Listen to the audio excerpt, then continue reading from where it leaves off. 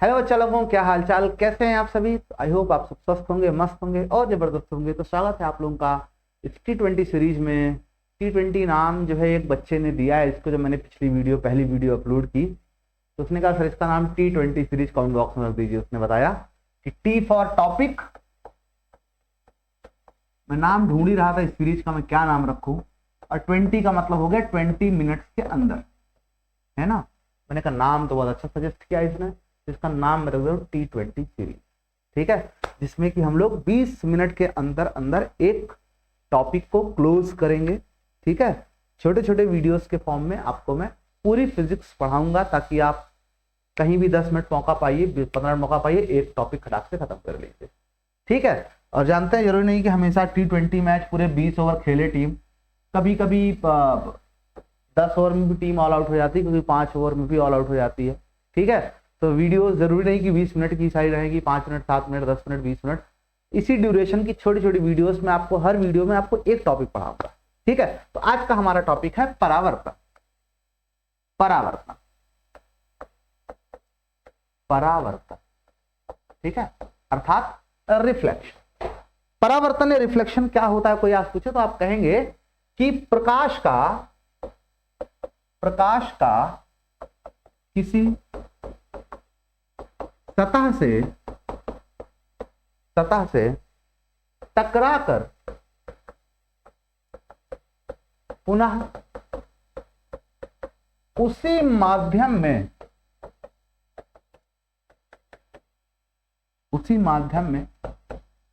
लौट जाने की घटना। ऐसा नहीं कि 10 मिनट 15 मिनट की वीडियोस होंगी तो मैं जल्दी या छोड़ पढ़ाऊंगा, कंप्लीट टॉपिक पढ़ाऊंगा आपको, ठीक है। पूरा प्यार, जैसे क्लास वैसे ही चलेगा, सब कुछ वैसे ही चलेगा, बस फर्क क्या होगा, छोटे छोटे क्लास, ठीक है।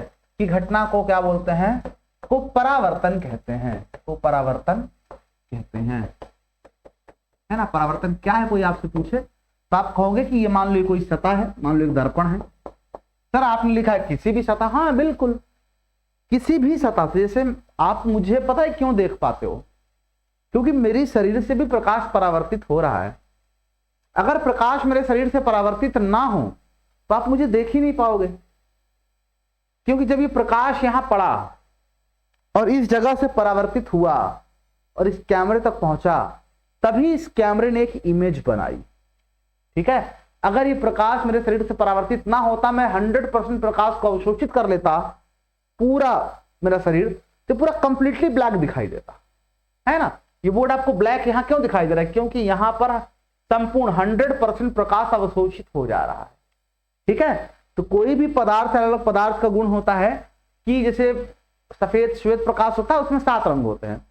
अब 7 रंग में से हर पदार्थ कुछ रंगों को अवशोषित करता है और कुछ रंगों को अवशोषित नहीं करता है, ठीक है। अवशोषित मतलब अपने अंदर रख लेता है, ठीक। जब तुमको टेबल बैठा के मैंने ढेर सारे पकवान सजा दिए, लो खाओ, तो क्या करो, उसमें से तुमको पसंद होगा, मैंने 10 पकवान लगा दिए, उतनी तुम्हारी भूख नहीं है, तो उसमें 3-4 वो खाओगे जो तुम्हें पसंद होगा। तो वैसे ही हर पदार्थ का, ठीक है, कुछ पसंदीदा रंग होता है, उनको खा लेता है, बाकी सब ले जाओ यहां से वापस। जैसे मेरी टी शर्ट है, विबग्योर में से जो 7 रंग है उसमें से जो ब्लू रंग है वो इस टी शर्ट को पसंद नहीं है, तो 6 रंग को अवशोषित कर ले रहा है और ब्लू को ले कह रहा है ले जाओ यहां से। तो उधर से 7 रंग आए, यहां पड़े, 6 यहीं रह गए, एक रंग वापस चला गया कैमरे पे, तो टी शर्ट ब्लू दिखाई दे रही है ना। सेम यही कॉन्सेप्ट होता है किसी भी पदार्थ में कोई रंग दिखने का, है ना। हर पदार्थ में इसी कॉन्सेप्ट से वो पदार्थ उस रंग का दिखाई देता है, ठीक। सभी में हर जगह अप्लाई कर सकते हो उसको, ठीक है। तो जब प्रकाश यहां आके आया, आपतित हुआ, तो टकरा करके फिर उधर ही चला गया, इधर से आया तो उसी माध्यम में वापस लौट गया। इसी घटना को हम लोग बोलते हैं परावर्तन। क्या बोलते हैं इसको, परावर्तन, ठीक है।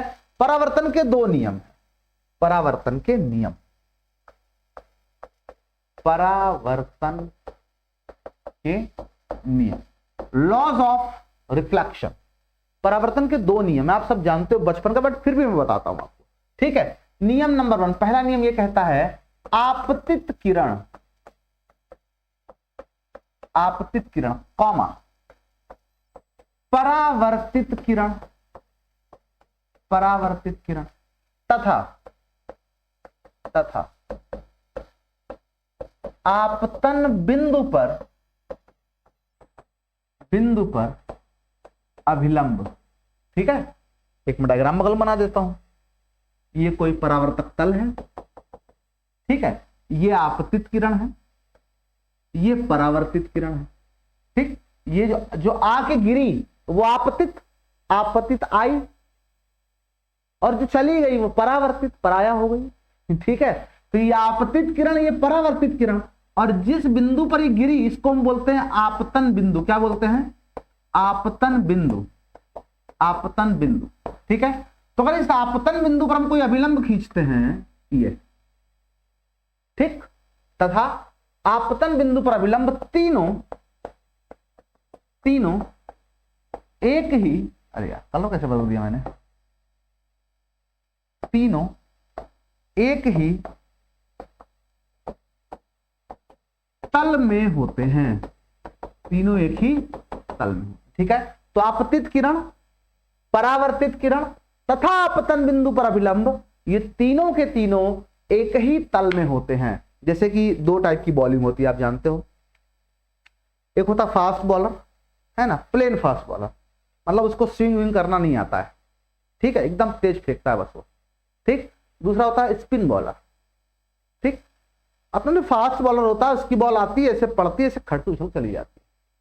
लेकिन जो स्पिन बॉलर होता है, उसकी बॉल जब पड़ती है तो पड़ने के बाद इधर से उधर घूम जाती है, इधर से इधर घूम जाती है ना। तो जो प्रकाश का परावर्तन है ना, ये फास्ट बॉलर की तरह होता है, इसमें स्पिन नहीं होता। ये जिस तल में आके पड़ेगी किरण उसी तल में जाएगी, ये स्पिन नहीं होती। बात समझ में आ रही है? ये तीनों लाइन इसी बोर्ड के तल में खींची गई है। ठीक है, तो जिस तल में आपतित होगी उसी तल में परावर्तित होगी। ठीक है, तो आपतन, आपतित किरण, अपवर्तित किरण, परावर्तित किरण तथा आपतन बिंदु पर अभिलंब, तीनों एक ही तल में होते हैं। यह है पहला नियम। ठीक है, और इसका दूसरा नियम कहता है आपसे, दूसरा नियम, सेकंड लॉ कहता है कि आपतन कोण तथा परावर्तन कोण का मान बराबर होता है, बराबर होता है ना। इसका मतलब आपतन कोण क्या बोलते हैं? ये होता है एंगल ऑफ इंसिडेंस, और ये होता है एंगल ऑफ रिफ्लेक्शन। रिफ्लेक्शन का आर, इंसिडेंस का आई। ठीक है, तो angle of incidence which is आपतन कोण इज इक्वल टू होता है एंगल ऑफ परावर्तन विच इज आर। ठीक है, तो कोण आई और कोण आर, यानी कि आपतन कोण और परावर्तन कोण दोनों आपस में बराबर होते हैं और तीनों एक ही तल में होते हैं। ये हैं परावर्तन के 3 नियम। बात समझ में आई? बहुत आसान है। ठीक है, वेरी वेरी सिंपल। ठीक, आइए थोड़ा सा परावर्तन कुछ और पॉइंट्स जान लेते हैं जिसपे क्वेश्चन आपके एग्जाम में समटाइम्स बन जाते हैं।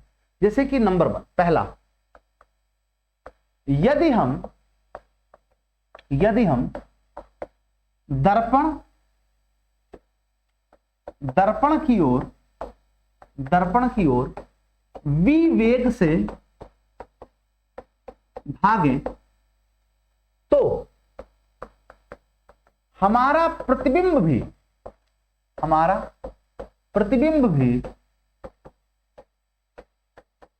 दर्पण की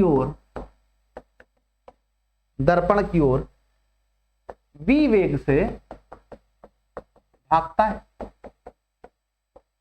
आपको नहीं था, 2v पढ़ा था? नहीं समझो, 2v तुमने गलत पढ़ा, समझो। यहाँ पे इसके पहले से मुझे एक पॉइंट और बताना चाहिए था, पहले वही बता देता हूं मैं। पॉइंट नंबर 1, ठीक है, दर्पण से वस्तु जितनी दूरी पर होती है, वस्तु जितनी दूरी पर होती है, ठीक है, प्रतिबिंब भी दर्पण से उतनी ही दूरी पर होता है, उतनी ही दूरी पर होता है। है ना। जैसे ये कोई दर्पण है, ठीक, तो जितनी दूर आप इससे वस्तु रखोगे,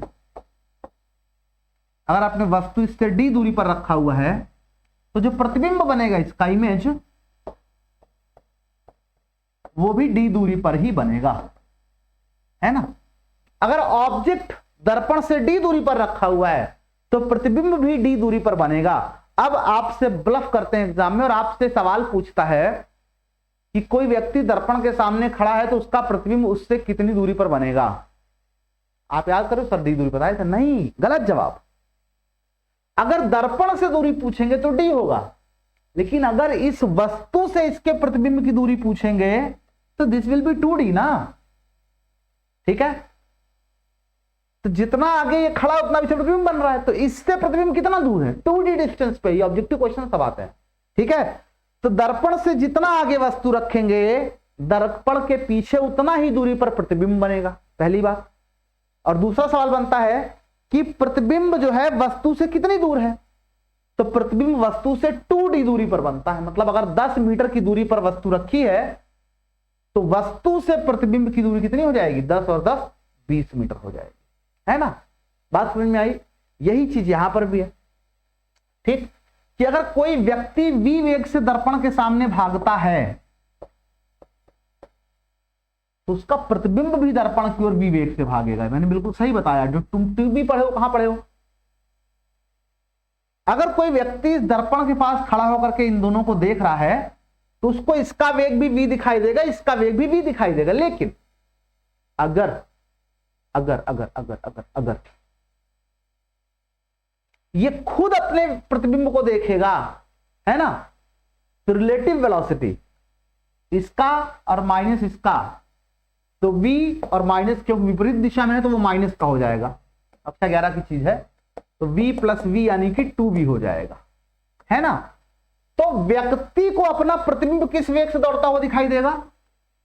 व्यक्ति को, दो अलग अलग क्वेश्चंस हैं, व्यक्ति को अपना प्रतिबिंब 2v वेग से गति करता हुआ दिखाई देगा, समझे, ठीक है। तो हम दर्पण की ओर v वेग से जाएंगे तो हमारा प्रतिबिंब भी दर्पण की ओर v वेग से आएगा, लेकिन हमें किस वेग से दिखाई देगा, तो हमें ये 2v वेग से दिखाई देगा, है ना, क्योंकि हम उधर जा रहे हैं। उधर जैसे सामने से कोई गाड़ी आती है मतलब बहुत तेजी से निकल गई, है ना, एग्जैक्टली सेम वही चीज यहां पर भी होने वाली है। बात समझ में आई, ठीक है। फिर एक और पॉइंट है कि यदि किसी दर्पण को थीटा कोण घुमाया जाए तो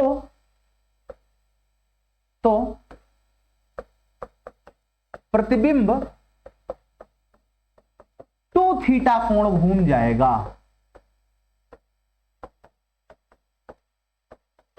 बात समझ में आई। अगर आप किसी दर्पण को थीटा कोण घुमा देते हो तो प्रतिबिंब कितना घूम जाएगा, प्रतिबिंब 2 थीटा कोण घूम जाएगा। बात समझ में आ रही है, ठीक है। तो ये कुछ पॉइंट्स हैं, ठीक है, जिसपे क्वेश्चंस पे आपके एग्जाम में बनते हैं। ऑब्जेक्टिव क्वेश्चन को 1 नंबर क्वेश्चन बनता है, ठीक, दर्पण द्वारा बने प्रतिबिंब का। तो चलिए आज के लिए इतना ही। परावर्तन यही समाप्त होता है समतल दर्पण से। मिलते हैं अगले वीडियो में, तब तक के लिए सभी को bye bye and good night. और इसमें कमेंट जरूर करना कि आपको ये सीरीज कैसी लग रही है, ताकि मुझे मोटिवेशन मिले इसको कंटिन्यू रखना, ठीक, बाय।